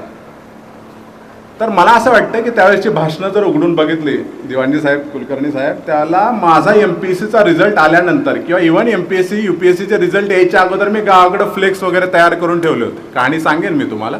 म्हणजे माझा नशिबावर नाही तर माझ्या प्रयत्नांवर विश्वास होता. एक वाक्य आहे मराठीतलं की नशिबाचा खेळ सारा ऐसे कधी म्हणू नका, प्रयत्नांचा डाव आहे पूर्ण करा सोडू नका. आयुष्य हा प्रयत्नांचा डाव आहे. योग्य दिशेनं सकारात्मक दृष्टिकोन ठेवून जर तुम्ही कष्ट केले तर क्षेत्र कोणतंही असो तुम्हाला यश मिळतं. यश मोजण्याची परिमाणं वेगवेगळी असू शकतात, कुणाला जास्त मिळालं, कमी मिळालं, पण यश मिळतं हे तुम्ही लक्षात ठेवलं पाहिजे. म्हणजे ज्यावेळेला मी 12वीमध्ये होतो त्यावेळेसचा प्रसंग सांगतो मी तुम्हाला. कारण आयुष्यात हे जे म्हटलंय विषयामध्ये की प्रयत्नांनी उजळतात वाटा, की संकट किती येतात, अडचणी कशा असतात. कारण एक वाक्य आहे की आयुष्यात एक विशिष्ट उंची गाठेपर्यंत तुम्हाला जबर संघर्ष करावा लागतो, पण एकदा का तुम्ही ती उंची गाठली की तुमच्या आयुष्यातले बरेचसे प्रॉब्लेम तुमची ती उंचीच सोडवत असते. त्यामुळे तुम्हाला जर उंचीवरती जायचं असेल तर हे गृहीत धरून चला की तुम्हाला अडचणी, आव्हानं, संकटे, प्रॉब्लेम्स येणार आहेत. 12वीमध्ये शिकत असताना मी बार्शीमध्ये जगदाळे मामांची संस्था आहे, शिवाजी शिक्षण प्रसारक मंडळ, तिथं 12वीला शिकत होतो. आणि परीक्षा माझी 22 फेब्रुवारीला होती, फायनल एक्झाम. मी सायन्स शाखेमध्ये होतो. आणि 11 जानेवारीला माझ्या वडिलांचं निधन झालं. मी बार्शीमध्ये राहायचो आणि त्यावेळेला ज्या रूमवरती मी राहत होतो त्या रूमचं भाडं 450 रुपये होतं तिघांमध्ये, आणि ते आम्हाला त्यावेळेला जास्त वाटत होतं. म्हणून आम्ही दुसरी एक रूम केली होती की जी अत्यंत म्हणजे आहे म्हणायला रूम होती. 250 रुपये भाडं होतं. पण ते जे रूम चेंज झालेला कार्यक्रम होता तो बऱ्याच जणांना घरी माहीत नव्हता, मोबाईल नव्हता, त्यामुळे ते खूप जणांना कम्युनिकेटेड नव्हतं की मी नेमकं कुठं राहतो. आणि त्याच दरम्यान माझ्या वडिलांचं निधन झालं, पहाटे निधन झालं होतं. माझा बार्शीतला चुलत भाऊ मला शोधत गेला रूमवरती, त्याला मी काही सापडलो नाही. त्यांनी सांगितलं की ते इथं राहायचे पण आता राहत नाहीत. त्यांना माझा एक मित्र भेटला जाताना, त्यानं सांगून गेला की ते भेटला तर त्याला सांग त्याचे वडील गावाकडे एक्सपायर झालेत म्हणून, आणि पाठवून दे. बार्शीतलं अलीपूर रोड नावाचा एक रोड आहे, त्याला रोडच्या साईडला पेपर वाचण्यासाठी जे वाचनालय असतं त्याचं मी कट्ट्यावरती पेपर वाचत बसलेलो असताना मला 8:30-9 वाजता त्या मित्रानं तिथून जाताना बघितलं आणि त्यानं मला सांगितलं की तुझे वडील एक्सपायर झालेत गावात. ज्याला एखाद्या मुलाला कळतं की आपले वडील एक्सपायर झालेत त्याला मला तिथून रूमवरती जावं लागलं. म्हणजे आयुष्य कसं असतं हे तुम्हाला सांगतोय. यासाठी जावं लागलं कारण माझा STचा पास रूमवरती होता, मला कन्सेशन होतं त्याला पास 75% मला त्याच्यामध्ये डिस्काउंट आला. म्हणजे 7 रुपये तिकीट होतं बार्शी ते महागाव, मला 2 रुपये लागायचे. तो पास घेतला, सायकल घेऊन मी मांगडे चाळ नावाचं ठिकाण आहे तिथं गेलो. माझे चुलते राहायचे तिथं, आणि तिथं मी 15 मिनिट रडत बसलो होतो. कारण होतं माझ्या खिशात त्याला दुर्दैवानं 2 रुपये पण नव्हतं. माझा जायचंय तर खरं पण पैसे नाहीत. मग शेजारचा मुलगा आला 10 मिनिटांनी आणि त्यांनी मला पैसे दिले आणि मी गावाकडे गेलो. तुम्हाला यासाठी सांगतोय की आयुष्यात खूप प्रॉब्लेम्स, अडचणी असतात, बट इट डझंट मीन की प्रत्येक वेळेला तुम्ही एक्सक्यूज घेऊन लगेच निघायला पाहिजे. साहिर लुधियानवी नावाचा शायर आहे, जर तुम्ही ऐकले असेल तर, त्यांचं वाक्य आहे की रात भर का तो मेहमान है अंधेरा, किसके रोके से रुका है सवेरा. म्हणजे तुमच्या आयुष्यात अंधार जरी आला ना, जसं निसर्गाचं चक्र आहे, अंधार सुद्धा येतो रात्रभरासाठीच असतो, सकाळी पुन्हा उजेड होतो. तर आयुष्यात फेज असते संघर्षाची, प्रॉब्लेम्सची, अडचणींची. तर त्याला तुम्ही धैर्यानं त्याचा सामना केला पाहिजे आणि समाधान शोधलं पाहिजे. मला असं वाटतं की माझ्या आयुष्यात आईकडून काही शिकलो. मी जे म्हटलं मगाशी की माझी आई माझी सगळ्यात मोठी गुरु आहे. तर ती आयुष्यात कधी आलेल्या अडचणी, संकटांना तिनं पाठ दाखवली नाही, त्याचं समाधान काय शोधलं तिनं. कारण आयुष्यात अडचणी येतात, पण प्रत्येक अडचणी, संकटाचं काही ना काही समाधान असतं. काहीचं समाधान पैसा असेल, काहीचं समाधान वेळ असेल, काही गोष्टी वेळेनुसार ठीक होतात, काहीचं कष्ट असेल, पण प्रत्येक समस्येला समाधान असतं. तर मला आठवतंय माझी आई ती तिचं माहेर जे होतं त्यात सगळ्यात लहान होती. तिला 3 बहिणी आणि 4 भाऊ आहे. तर त्यात सगळी धाकटी होती ती. म्हणजे आपल्या घरात शेंडफळ म्हणतात तसं एका घरातली, म्हणजे साधारणतः तुम्ही ते 80-90च्या दशकातला विचार करा. एका घरातली सगळ्यात लहान मुलगी ज्यावेळेला दुसऱ्या एका कुटुंबात सगळ्यात थोरली सून म्हणून जाते आणि ज्यावेळेला तिथं तिला गेल्यानंतर काही दिवसांनी म्हणा महिन्यांनी कळतं की आपला पती दारूचं व्यसन करतो.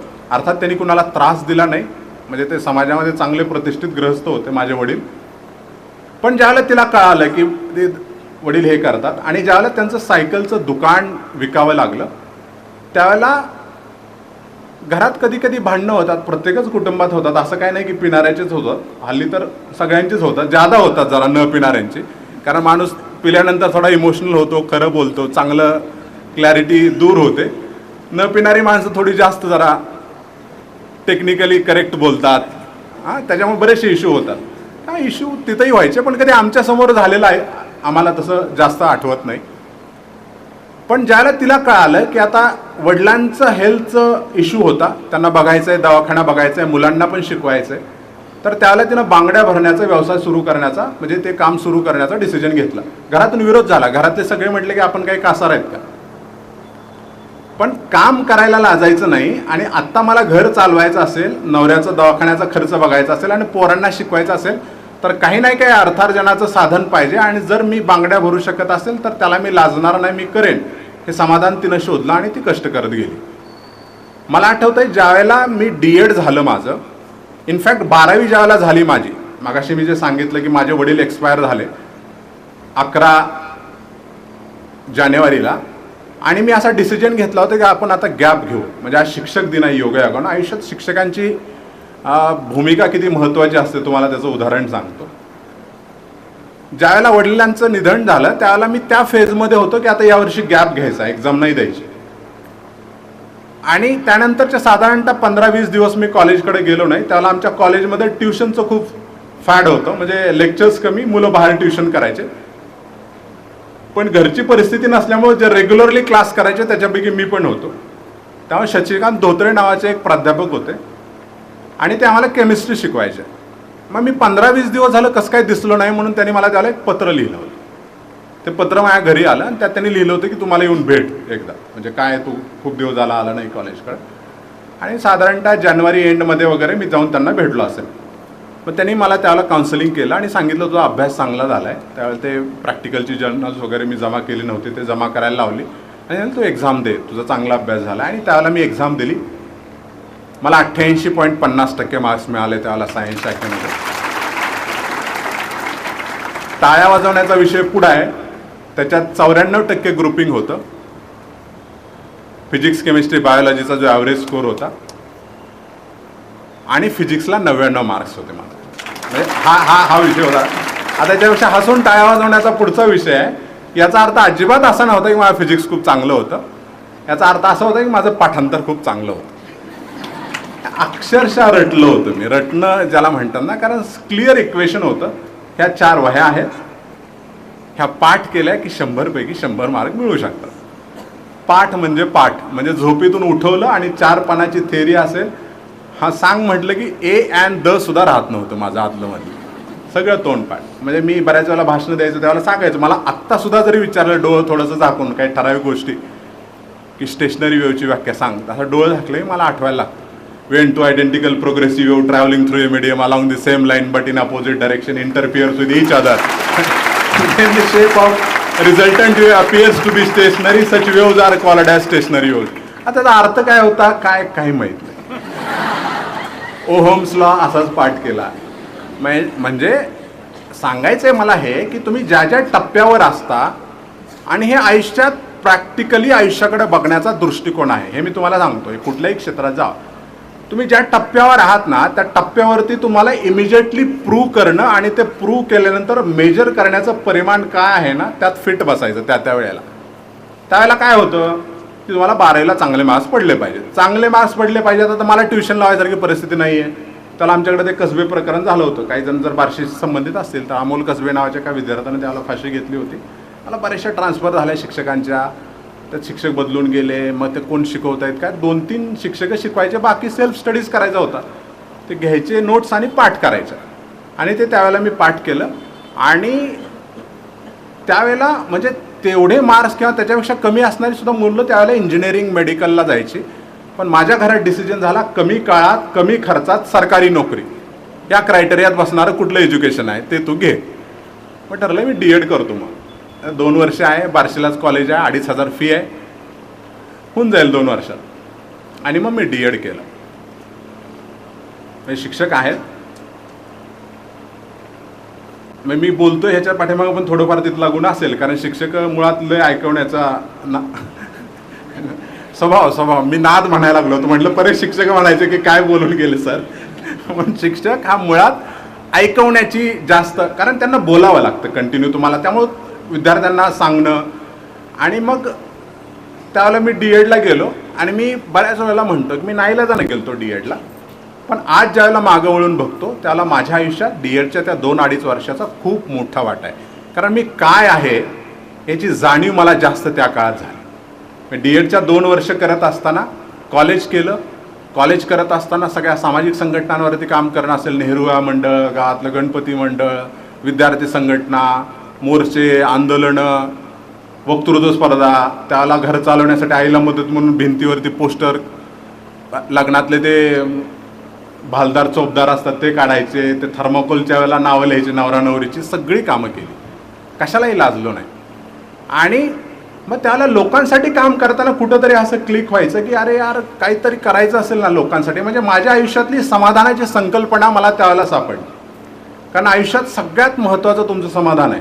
की तुम्ही कशात आनंदी असता, तर ते मला त्या काळात कळायला लागलं की मला आनंद कशात मिळतो, तर मी कुणाची तरी हेल्प केली आणि तो जर माणूस खुश झाला तर मला भारी वाटतं.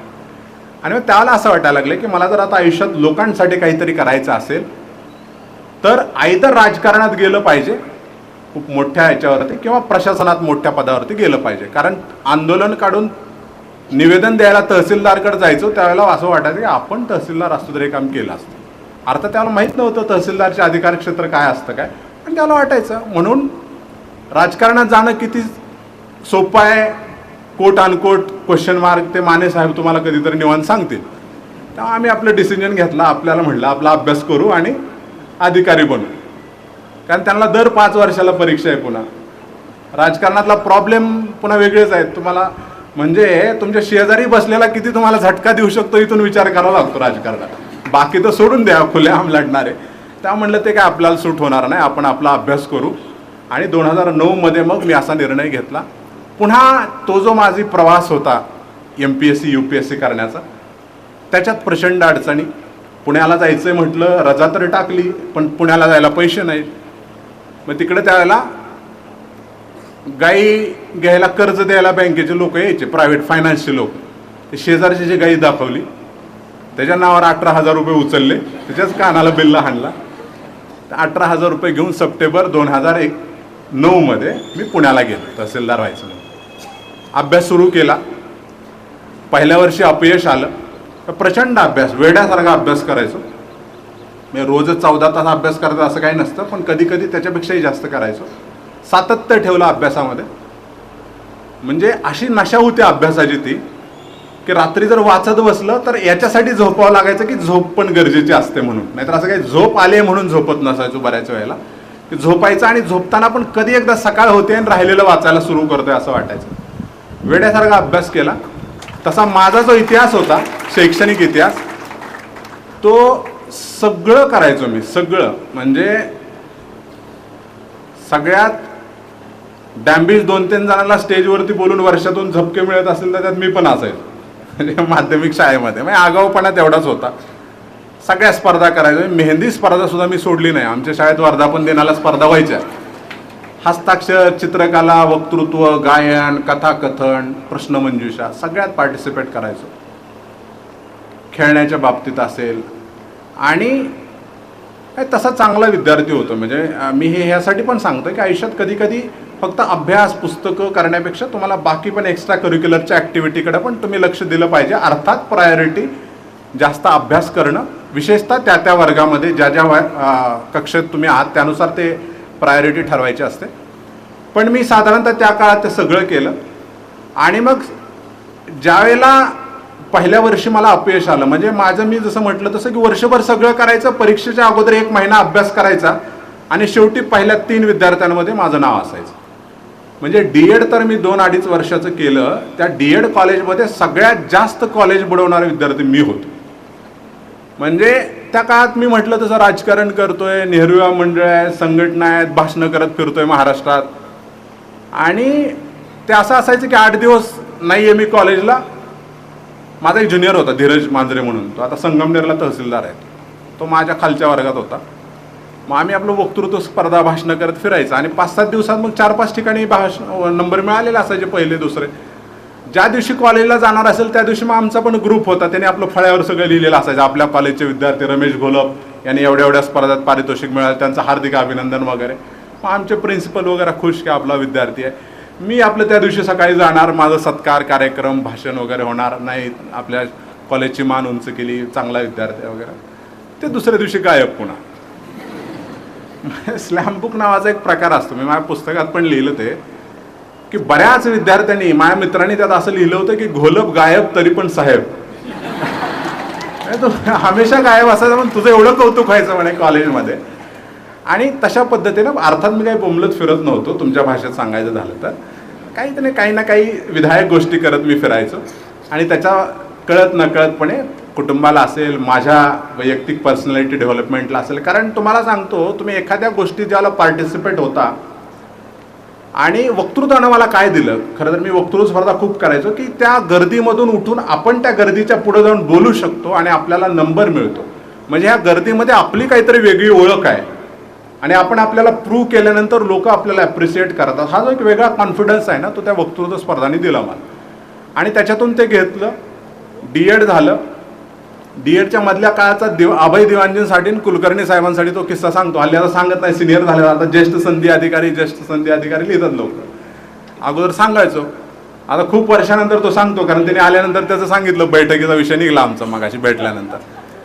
तर ज्यावेळेला माझं D.Ed झालं होतं, कारण आयुष्यात तुम्ही बघा, कधी कधी जी वाट असते तुमच्या प्रवासाची, त्याच्यावरून कधी कधी तुम्ही ऑफ ट्रॅक होता, ट्रॅकच्या बाहेर जाता. तुम्हाला काही काही वेगळे वाईट व्यसनं लागतात, चुकीच्या गोष्टी तुम्ही करायला लागतात.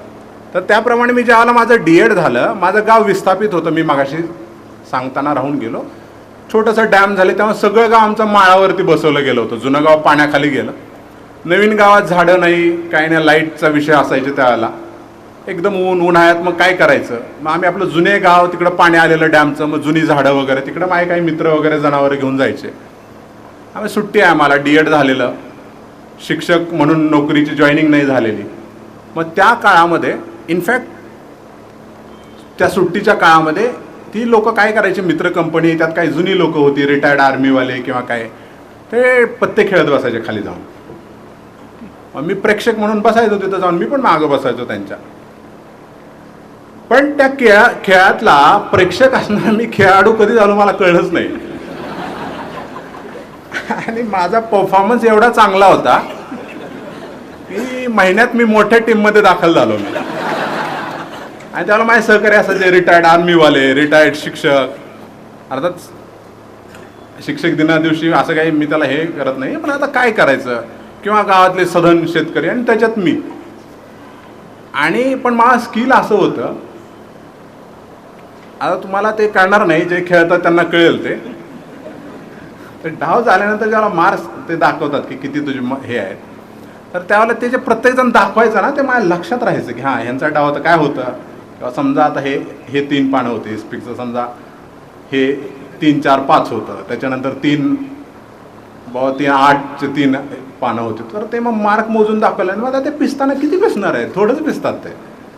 आणि मग ते सगळ्यांना वाटल्यानंतर ज्यावेळेला घ्यायला सुरू करायचे ना पानं, त्याला कुणी जरी काढलं ना की ते 4 आहे आणि त्यानं टाकलं समजा मला, तर ते मला कळायचं की कुणाचा डाव सुरू झाला आता ते खाली पिसलेल्या. हे 3 नंतर खाली 4 असेल मग आता. किंवा मग त्यानं 4 घेऊन ठेवला, तर अरे त्यानं 4 ठेवलाय म्हणजे त्याला 4च्या आसपासचं काय तर लागेल आता, ते टाकायचं नाही मग आपण, मग ते पॅकला ठेवून टाकायचं पान. अशा पद्धतीनं त्यावेळेला मी प्रचंड चांगला परफॉर्मन्स, म्हणजे मला परत खेळायला घ्यायचं का नको अशा स्टेजवरती आली ती लोक बिचारी. आणि आम्ही अशा परिस्थितीत होतो की सकाळी 8 वाजले की स्टँडकडे यायचो आम्ही सावज बघत कोण भेटतंय का. तर एक दोघं जण असले तरी म्हणायचं नाही चल दोघं जण बसू येतात थोड्या वेळात लगेच. आणि संध्याकाळी अक्षरशः अंधार पडायला लागला ना तरी पण म्हणायचे 51 मार्काची होते एक अजून एक करू. आता 51 मार्क वगैरे माहिती तुम्हाला काय कळणार नाही, कळून पण घेऊ नका कधी तुम्ही. आज नाही तर म्हणचाल की आता साहेबांनी एवढं सांगितलं 2-3 मिनिटं मी बघावं लागेल काय तर असं काय घेऊ नका या व्याख्यानातून. मी आपलं उपहासानं काही गोष्टी सांगतोय की मी सुद्धा त्यावेळेला व्यसनाच्या आहारी गेलो होतो. आणि मग ते 8-8, 10-10 तास बसायचो मी तिथं. मग माझी आई टेन्शनमध्ये. सकाळी पोरगा 8 वाजता जातोय, संध्याकाळी 7 वाजेपर्यंत तिथं बसतो खाली. लोक बोलायचे तिला, कारण माझं तसं रिप्युटेशन चांगलं होतं की बाबा मी आर्थिकदृष्ट्या फटका माणूस होतो पण सामाजिकदृष्ट्या मी प्रतिष्ठित माणूस होतो. म्हणजे मी गावामध्ये त्या महागावसारखं गाव की ज्या गावाची ओळख महाआगाव गाव म्हणून आहे आमच्या तालुक्यामध्ये, सातत्यानं भांडणं मारामारी सारखं पेपरला येणारं गाव. त्या गावात पहिला एक गाव एक गणपती मी केला होता साहेबात. गणेशोत्सव सुरू आहे की त्या सगळ्या लोकांना एकत्र बसवून समजावून की हे नाही ऐकणार कोणी केला. त्या गावात पहिलं रक्तदान शिबिर मी घेतलं नेहरू या मंडळाचा अध्यक्ष असताना. किंवा वृक्षारोपणासारखे कार्यक्रम असतील, सामाजिक कार्यक्रम असतील त्यावेळेला आम्ही घ्यायचो. आणि त्यामुळे लोक मला चांगलं बोलायचे. मग आईला सांगायचे सगळे की पोरगा गेला कामातून असं. पण तिला काळजी. मग मी माझ्या पुस्तकात व्यसन नावाचं एक प्रकरण लिहिले. त्याची लास्टची शेवट असायचा त्या पुस्तकाचा की आई काळजीत असायची. ते व्यसनच होतं, वाईटच होतं, यात काय दुमत असायचं कारणच नाही. मी तिला सांगायचो नेहमी की उन्हाळा आहे मग वर काय करू, म्हणजे कसा टाइमपास करू म्हणून मी जाऊन बसतो. उन्हाळा संपला की मी हे सगळं सोडून देईन. आणि मग त्यात लास्ट लिहिलंय की ते व्यसनच होतं, वाईटच होतं, यात काय दुमत असायचं कारण नाही. पण मी आज मागं वळून ज्यावेळेला बघतो त्यावेळेला मी उपहासानं असं म्हणतो की MPSC UPSC करत असताना 8-8, 10-10 तास एका ठिकाणी बसून अभ्यास करायचो. ती बैठकीची सवय मला तिथून मिळाली होती. अर्थात इथून उठून उद्यापासून 8-10 तास बसायला सुरू करायचं नाही. हे घेऊन जा. पण मी हे सांगतो की मलाही व्यसन लागलं, तुम्हालाही काय असतील तर ते योग्य वेळी सोडून द्या. माणूस आहेत आपण, देव नाही. अडचणी चुका गलती होतात. पण एका दगडाला 2दा ठेचकाळणं याला मूर्खपणा म्हणतात. त्यामुळे तुम्ही एक चूक परत करू नका. प्रयत्न करत असताना अडथळे संकट येतात, ठेचा लागतात, पण त्याच्यातून आपण सुधरत पुढे गेलं पाहिजे. 2010 मध्ये UPSCचा रिझल्ट आला. मगाशी सांगितलं की मी एवढं फक्त शेवटच्या महिन्यात अभ्यास करून टॉप 3 मध्ये राहणारा माणूस आणि 7-8 महिने वेड्यासारखा अभ्यास केला. त्याला माझे मुक्त विद्यापीठाचे पण सेकंड इयरचे 2 पेपर मी ठेवले होते द्यायचे, थर्ड इयरचे 6, असे 8 पेपर मे मध्येच होते. आणि मे मध्येच प्रिलिम्स होती UPSCची. ती औरंगाबादला जाऊन दिली. ऑगस्टमध्ये रिझल्ट आला आणि ती प्रिलिम मी फेल झालो. आयुष्यात सगळ्यात जास्त अभ्यास करून फेल झालेली तर माझी पहिली एक्झाम. आणि पण मला असं वाटतं की जी पॉझिटिव्हिटी आहे ना, म्हणजे आयुष्यात खरं तर मी निगेटिव्ह राहिला असतो तर मला एवढी कारणं होती ना लहानपणापासून. म्हणजे मी IAS झाल्यानंतर सुद्धा साहेब वकील साहेब मी आमच्या गावातल्या क्रिकेट टीमचा कॅप्टन होतो. आम्ही टुर्नामेंट खेळायला जातो IAS झाल्यानंतर पण पोरं घेऊन. कधी, कारण आयुष्यात ज्या गोष्टी तुम्ही बदलू शकता त्या मेहनतीनं बदलायच्या आणि ज्या चेंज करू शकत नाही त्यात स्वीकारून पुढं चालायचं. या अँगलनं जगलं पाहिजे. खूप लोड घेऊन चालायचं नाही. खूप सिम्पल टेक्निक ठेवून जगलेला माणूस होतो मी.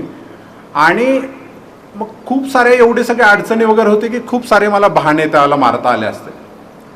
पण एखादी गोष्ट निगेटिव्ह घडली ना तरी पण त्या क्षणाला सुद्धा प्रचंड पॉझिटिव्ह विचार येतात माझ्या. I don't know. म्हणजे मला आठवतंय 2016 मध्ये माझा राईट लेग पण फ्रॅक्चर झाला, अँकल जॉईंट.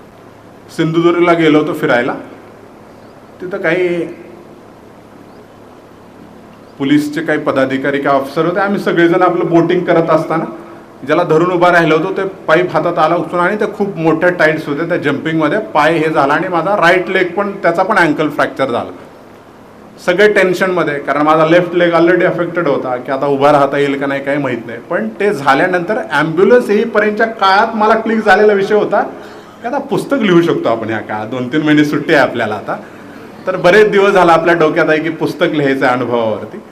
त्यामुळे आयुष्याकडे प्रचंड सकारात्मकतेनं बघत आलेला माणूस आहे मी. आणि ज्या वेळेला UPSCची प्रिलिम्स 2010च्या ऑगस्टला मी फेल झालो त्या दिवशी साधारणतः 1-2 तासानंतर त्या याच्यातून बाहेर पडून मी माझ्या 7-8 मित्रांना पाठवलेले जे मेसेज होते ते मेसेज माझ्या पुस्तकाच्या प्रकरणाची सुरुवात आहे, म्हणजे ज्या पुस्तकाची सुरुवात आहे त्यात मी असं लिहिलं होतं की तुमच्या अपेक्षांची पूर्ती करू शकलो नाही त्याबद्दल सॉरी, पण तुम्हाला प्रॉमिस करतो की ज्यावेळेला पुढच्या वर्षी UPSCचा रिझल्ट लागेल त्यावेळेला महाराष्ट्राला माझा अभिमान असेल. For that I will give my 100%. आणि त्यानंतर मी असंही नाही की तिथूनचा प्रवास खूप चांगला राहिला. मला पुण्यात पैसे यायचे बंद झाले. आई रोज 60 रुपये मिळायचे, दुसऱ्याच्या शेतात कामाला गेली तरी. बांगड्या फक्त सणाच्या वेळेला भरतात. 3000 रुपये तरी मिनिमम लागायचे रूम रेंट आणि मेस म्हटलं तरी. पाहुण्यारावळ्याची जरी तूर गेली, उडीद गेला, मूग गेला, त्याची पट्टी माझ्याकडेच यायची. पण किती दिवस देणार लोक पैसे यायचे बंद झाले. सोलापूरला इथे येऊन राहिलो. माझा एक रिलेटिव्ह इथं राहायचा, त्याच्या रूमवरती राहिलो. हेच दिवस होते साधारणतः ऑगस्ट सप्टेंबरचे. गावाकडे त्यावेळेला इलेक्शन्स लागल्या सप्टेंबरमध्ये.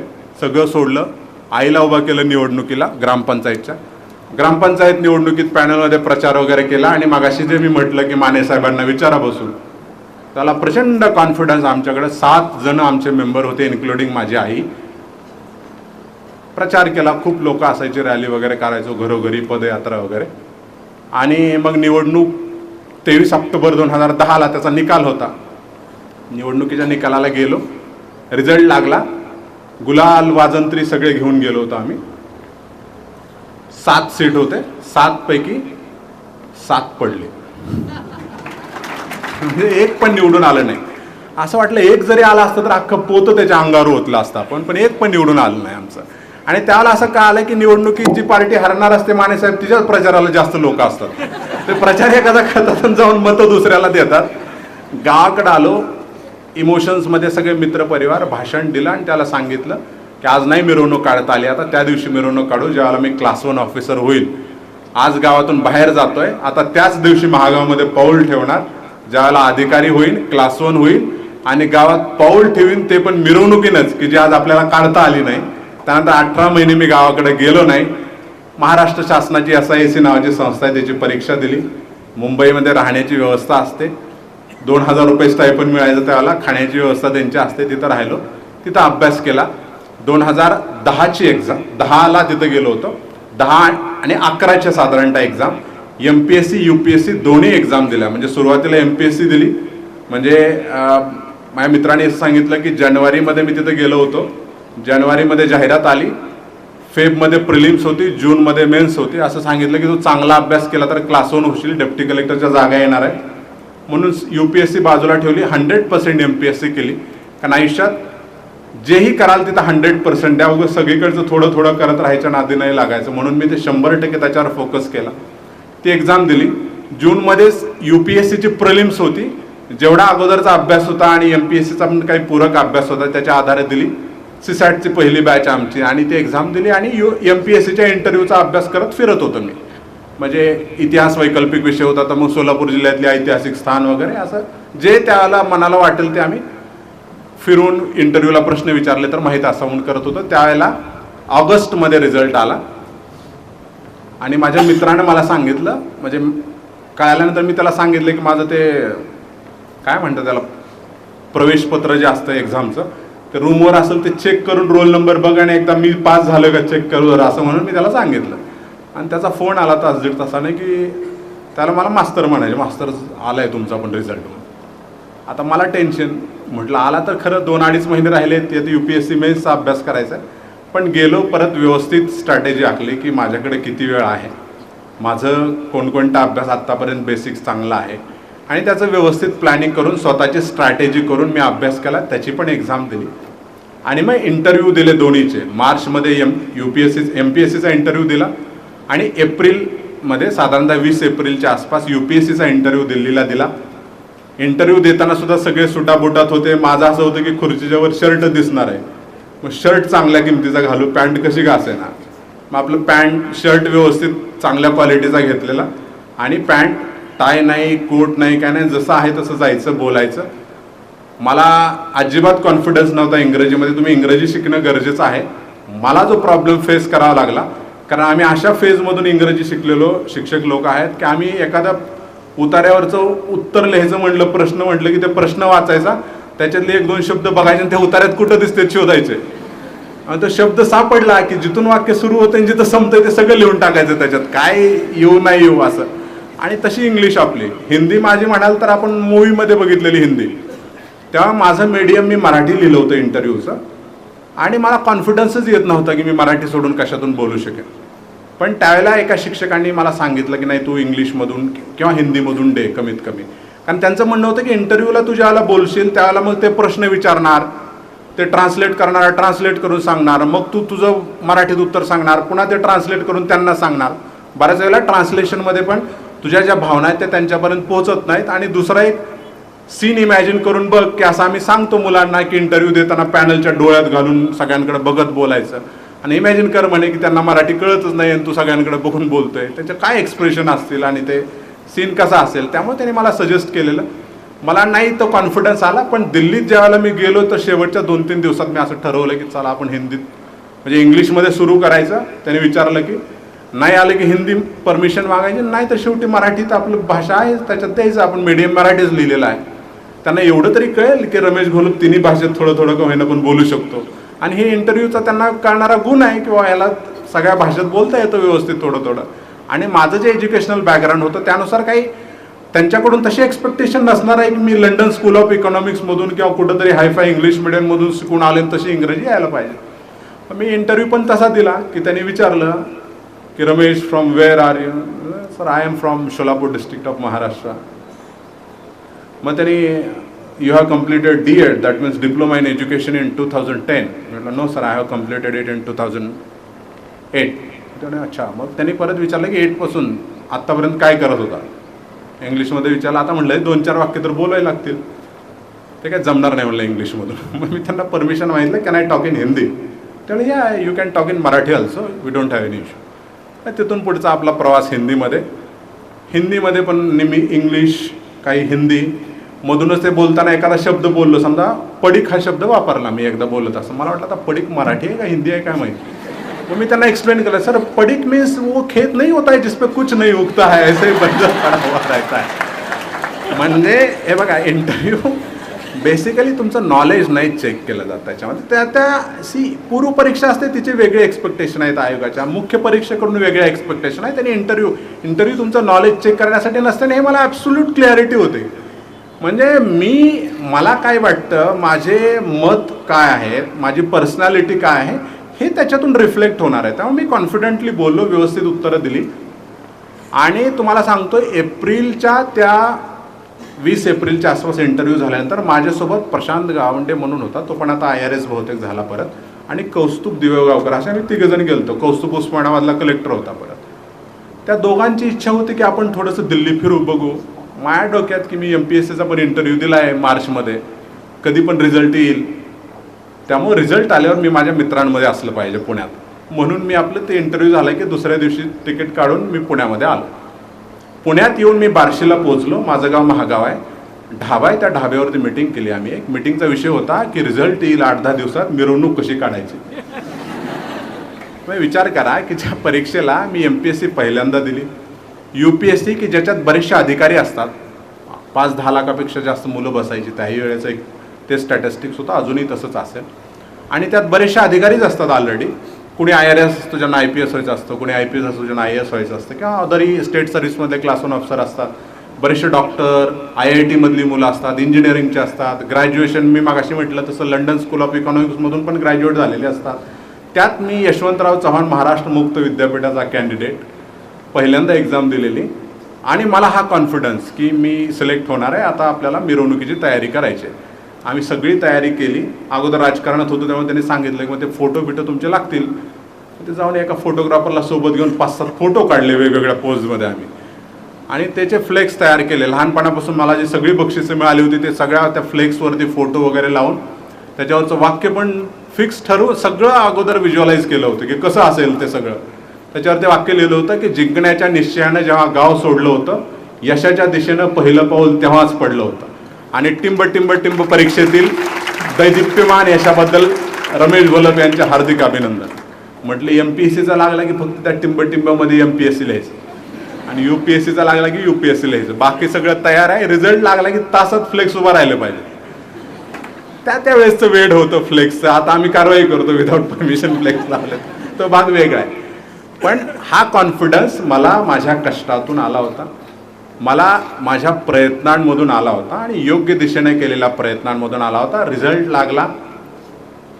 रिझल्टच्या दिवशी सुद्धा आता हे विनोद बसले स्टेजवर, ते योगायोगाने त्यावेळेला ते पण CA चा अभ्यास करत होते, तेही तिथं होते. मी यशोदामध्ये होतो त्यावेळेला. रिझल्टच्या दिवशी सकाळी मी कोणता टी शर्ट घालायचं हे पण ठरवून ठेवलं होतं. मी ऑल इज वेल लिहिलेला टी शर्ट घातला होता. म्हणजे तुम्ही त्यावेळेसचे जर फोटो सोशल मीडियावर बघितले तुम्ही तर ते खूप असं सुनियोजित होतं माझं.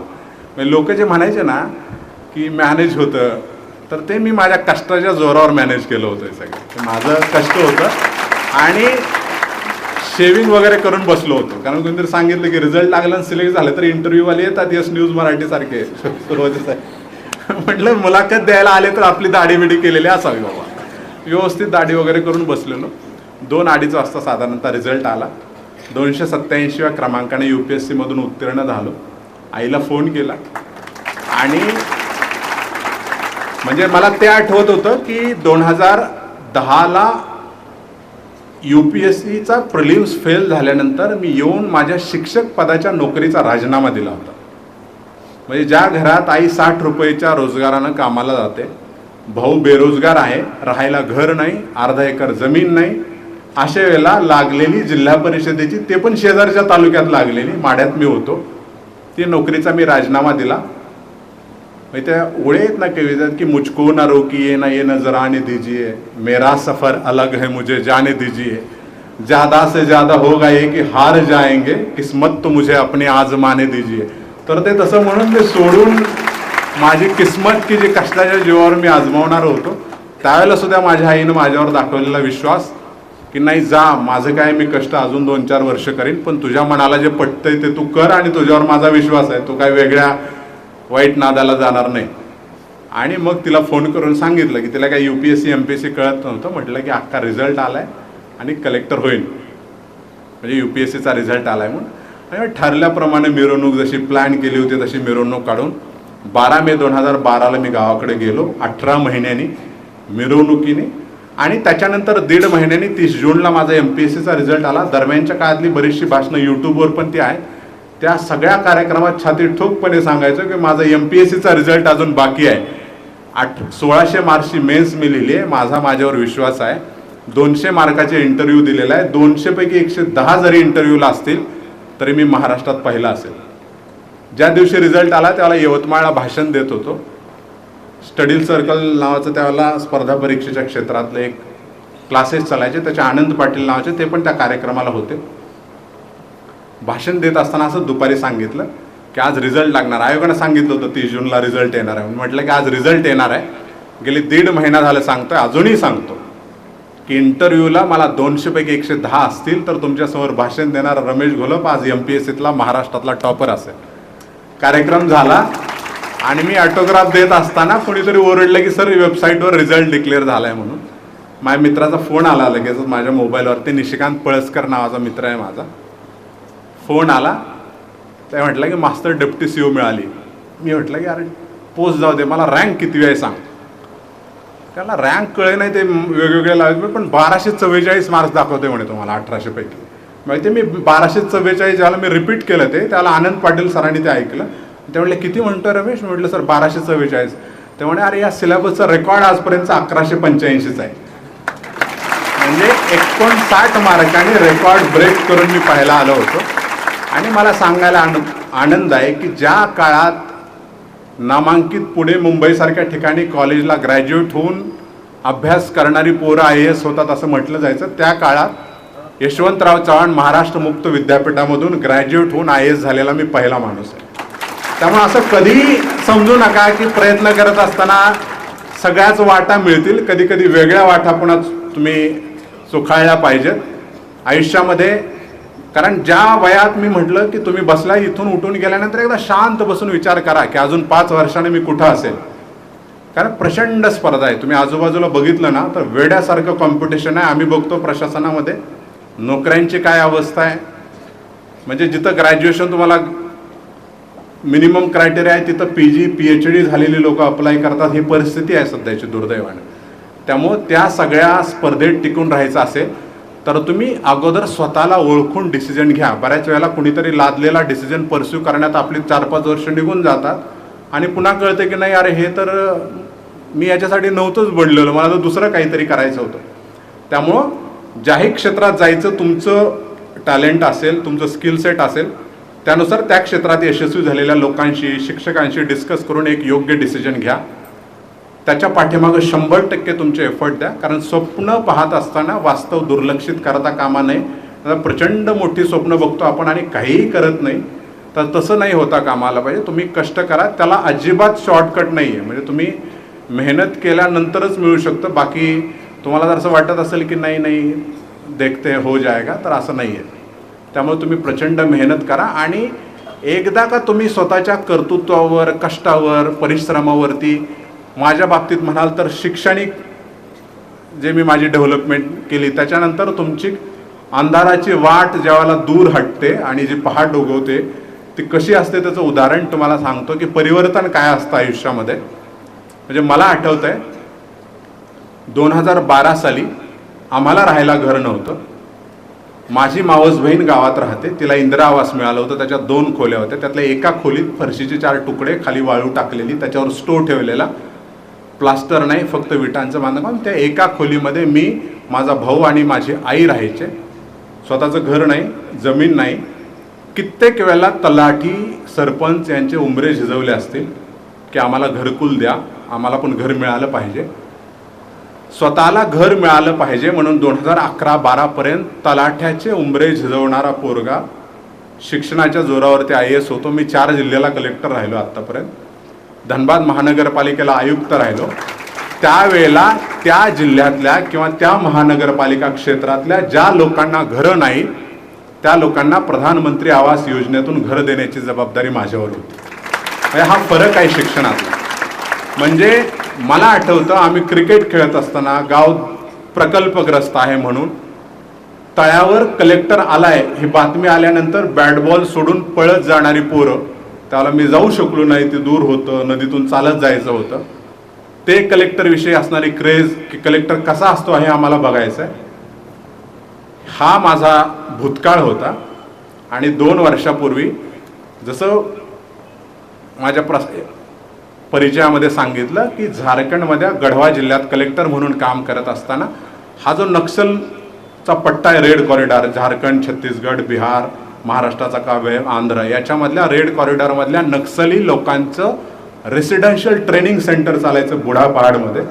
कुणीही जाऊ शकत नव्हतं. 1000 किलोमीटर डोंगर, जंगल, त्याच्यामध्ये प्रचंड पावलोपावली प्रेशर बम, केन बम लावलेले. आणि अशा ठिकाणी 75 वर्षानंतर त्या बुढापहाडमधल्या टेहरी नावाची पंचायत आणि तिथली 8-10 गावं आहेत. तिथं 75 वर्षांनी त्या लोकांनी पहिल्यांदा कलेक्टर माझ्या रूपानं बघितला. आणि फक्त गेलो नाही तिथं, आम्ही बाईकवरती, आम्हाला आठवतं की आम्ही तासभर त्या नद्या नाल्यातून ढकलत चढत वर गेलो होतो, फोर्स, SP, कमांडंट वगैरे घेऊन. तिथल्या एक घराचा सर्वे करून जेवढ्या स्कीम्सशी त्यांना जोडता येईल तेवढं जोडण्याचं काम केलं. तिथं रोड असेल, लाईट असेल, त्या लोकांनी पाणी असेल, त्यांना आधार, पेन्शन, राशन, पशुपालन, घरं सँक्शन करण्याचं काम मी केलं. आणि त्यात मला समाधान आहे की ज्या पोरांना कधी काही कलेक्टर बघण्यासाठीचा हा सगळा प्रपंच बघितलेला आहे. आणि आई माझी, मला आठवत आहे की वडील वारल्यानंतर विधवा पेन्शन जे असते ते मिळवण्यासाठी गावातल्या एका महिलेनं वर्षभर तिच्याकडून पैसे घेतले. कधी 50 रुपये, कधी 100, कधी 200, कधी 300, की तुमची केस बोर्डावर आली, आता एवढे पैसे द्या, मग आम्ही करून टाकतो, होऊन जाईल आता साहेब. आता कुठलं बोर्ड असतं ते मला आता कळतंय सगळं, की असं काही बोर्ड वेड नसतं. तर ज्या महिलेकडून वर्षभर पैसे उकळले गेले, ज्यावेळेला मी IAS झालो त्यावेळेला खुटी नावाचा जिल्हा होता, MHAच्या रिपोर्टमध्ये one of the most Naxal sensitive district होता तो. तिथं आम्ही जनता दरबार लावायचो, गावात लावायचो, पंचायतीत लावायचो, माझ्या ऑफिस कॅम्पसमध्ये लावायचो. त्याला फोटोग्राफरपासून ते प्रिंटर, माझे तहसीलदार, त्यांचा स्टाफ, माझे बँक अकाउंट काढणारे सगळे बँकेचे लोक, आधार कार्ड बनवणारे सगळे बसलेले असायचे. माणूस गेला आणि त्याच्याकडे फक्त कार्ड जरी असेल त्याचं, फॉर्म भरायला लोक आहेत, माझे फोटो नसेल फोटो काढायला आहेत, प्रिंट काढायला आहेत. 3 तासात पेन्शन सँक्शन करायचो. हजारो पेन्शन सँक्शन केल्या त्या काळात आम्ही. मला आठवतं एका शाळेवरती व्याख्यान देण्यासाठी मी गेलो होतो. तालुक्याच्या ठिकाणाहून 5-6 किलोमीटर बाहेर असलेली ती शाळा. व्याख्यान संपून ज्यावेळेला मी निघालो त्यावेळेला गेटच्या समोर खूप सारी 30-40 म्हातारी लोक मला दिसली. बऱ्याच जणांच्या अंगावरती कपडे नव्हते. मला आश्चर्य वाटलं की इथं ही लोक काय करतायत. मला आवड आहे, मी कधी माणसाला टाळून पुढे जात नाही. मी गाडी मागं घ्यायला लावली, उतरलो गाडीत आणि विचारलं की आप लोग यहाँ पे क्यों आए हैं, यहाँ पे क्या काम है आप लोगों का स्कूल कॅम्पस में. तर त्यावेळेला त्यातल्या एका म्हाताऱ्याने सांगितलं, ते जनरली लहान मुलांना बोलताना बाबू असं संबोधतात की बाबू हमको पता चला है कि यहाँ पे पेन्शन देने वाला साहब आने वाला है. म्हणजे तिथं जे माझं व्याख्यान आयोजित केलं होतं त्याची चर्चा झाली असेल आणि मग लोकांना कळलं असेल की इथं जो येणार आहे तो पेन्शन देतो, म्हणून ती लोक तिथं आली होती. म्हणजे ज्याच्या आईकडून पेन्शन सँक्शन करण्यासाठी वर्षभर पेन्शन घेतले, तो मुलगा शिक्षणाच्या जीवावर IAS झाल्यानंतर पेन्शनवाला साहब बनू शकतो. हे या शिक्षणाचं आणि कष्टाचं ह्याचं हे फलित आहे. ज्या वेळेला मुलं आम्ही सोडवली, म्हणजे कैलास सत्यार्थींनी फोन करून ज्यावेळेला माझं कौतुक केलं, 40पेक्षा जास्त बालकामगार सोडवायचो, त्यांना शाळेत दाखल करायचं, काउन्सिलिंग करायचं, त्यांच्या आईवडिलांना स्कीमसोबत जोडायचं. त्यावेळेला त्या मुलांना युनिफॉर्म नवीन घेऊन त्यांच्या कमरेवरती बेल्ट चढवत असताना मला माझे दिवस आठवायचे की बेल्टला पैसे नाहीत म्हणून करदोड्याला लाकडाची काडी लावून पिळून ती पॅन्ट खाली येऊन नाही याची व्यवस्था आम्ही करायचो. हे समाधान आहे त्या कष्टातून ज्यावेळेला तुम्ही कुठल्या तरी पदावरती येता. आणि 1000 रुपये नाहीत म्हणून मग एखाद्या सणाला बांगड्या कशा आणायच्या याचं जुगाड करणारी माझी आई. मी ज्या पदांवरती राहिलो त्यातलं एक पद डायरेक्टर इंडस्ट्री हे पण होतं की त्या राज्यातले उद्योगधंदे, लोकांच्या हाताला काम मिळालं पाहिजे म्हणून उद्योग संचालनाचा प्रमुख म्हणून मी काम केलं. सांगायचा मुद्दा एवढाच आहे की शेकडो कहाण्या आहेत अशा जिथं जिथं काम केलं. कारण आत्ता असं वाटतं की अंधारलेल्या आयुष्यातून त्या वाटेवरून प्रवास करत असताना शैक्षणिक आयुष्यातली पहाट किंवा त्यातलं यश आपण मोजतो की मी सक्सेस झालो की नाही, मला माझ्याकडे जे नव्हतं ते माझ्याकडे आलं की नाही, म्हणजे स्वतःचं अस्तित्व निर्माण करण्याचा हा प्रवास असतो.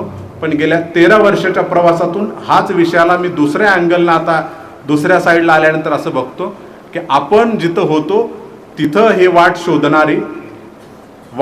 शोधण्यासाठी धडपडणारी बरीचशी लोक आहेत, वेगवेगळ्या क्षेत्रात आहेत, वेगवेगळ्या ठिकाणी आहेत. आपण ज्या ठिकाणी बसलोय, ज्या पदावर आहेत, तिथून त्यांना त्यांच्या आयुष्यात त्यांची वाट सापडावी म्हणून आपल्या परीनं काही मदत करता येते का, आपल्याला काही खारीचा वाटा उचलता येतोय का, अशा भावनेमधून जिथं होईल तिथं. जसं मी मगाशी म्हटलं की माझ्या आयुष्याचा उद्देश सर्व्हिसमध्ये येण्याचा हा होता की मला लोकांसाठी काम करू वाटत होतं. आणि मी नेहमी सिलेक्शन झाल्यापासून हे वाक्य खूप वेळा म्हणत आलोय की लोकांसाठी काम करण्याची तळमळ हीच माझी प्रशासनात येण्याची प्रेरणा आहे. आणि मरेपर्यंत मी माझ्या प्रेरणेशी बेईमानी कधी करणार नाही. जेवढं शक्य होईल तेवढं मी माझ्या परीनं देण्याचा प्रयत्न करेन. तुम्हालाही एवढंच सांगतो की प्रचंड चॅलेंजिंग समाजामध्ये त्या फेजमध्ये तुम्ही जगत आहात. कष्ट करा. तुमचे प्रयत्न, तुमच्या शिक्षकांचे प्रयत्न, तुमच्या आईवडिलांच्या अपेक्षा आहेत, या सगळ्या अपेक्षांची पूर्तता करण्यासाठी तुम्ही स्वतःशी आणि तुमच्या शिक्षणाशी प्रामाणिक राहा. ज्याही क्षेत्रात तुम्हाला जायचं असेल त्या क्षेत्रात जात असताना तुम्हाला हे तू करू शकत नाही, तुला धड हे येत नाही, तरी पण तू हे करायला चालला, किंवा सारखं चालत असताना तुम्हाला ठेचा लागतील, तुम्ही पडत राहाल, तरी पण आयुष्यात काहीतरी मिळवण्यासाठी प्रयत्नांची धडपड तुमची कधी थांबली नाही पाहिजे याची काळजी करत घ्या. कष्ट करत राहा, योग्य दिशेनं कष्ट करत राहा, सातत्यानं कष्ट करत राहा, आलेल्या चुका दुरुस्त करून कष्ट करत राहा. कष्ट म्हणजे प्रयत्न करत राहा. सांगायचा मुद्दा एवढाच आहे की बदलायचं असेल तर त्याला पर्याय नाही, तर तुम्ही कराल अशी सदिच्छा या ठिकाणी व्यक्त करतो. ज्या क्षेत्रात तुम्हाला जायचं त्या क्षेत्रात तुम्ही यशस्वी व्हावं अशी सदिच्छा या ठिकाणी व्यक्त करतो. या संस्थेला आदरणीय कैलासवासी आमदार ब्रह्मदेवदादा माने यांनी ज्या भूमिकेमधून ही संस्था सुरू केली आणि आज आदरणीय दिलीप माने साहेब असतील, जयकुमार माने साहेब असतील, त्यांचे सगळे सहकारी असतील ते चालवत आहेत, त्यांना मनापासून शुभेच्छा देतो. या संस्थेनं जो विचार पेरण्यासाठी या संस्थेची उभारणी झाली होती तो विचार अधिक त्याच्या कक्षा विस्तारत जावो, या संस्थेतून अधिकाधिक वेगवेगळ्या क्षेत्रात या जिल्ह्याला, देशाला नेतृत्व देणारे विद्यार्थी घडत जाऊ अशी सदिच्छा या ठिकाणी व्यक्त करतो. आणि पुन्हा एकदा या शिक्षकांना शिक्षक दिनाच्या शुभेच्छा, आपल्या सगळ्यांना भावी आयुष्यासाठी शुभेच्छा. आदरणीय ब्रह्मदेवदादा मानेंच्या स्मृतीस विनम्र अभिवादन करतो आणि थांबतो. जय हिंद, जय महाराष्ट्र.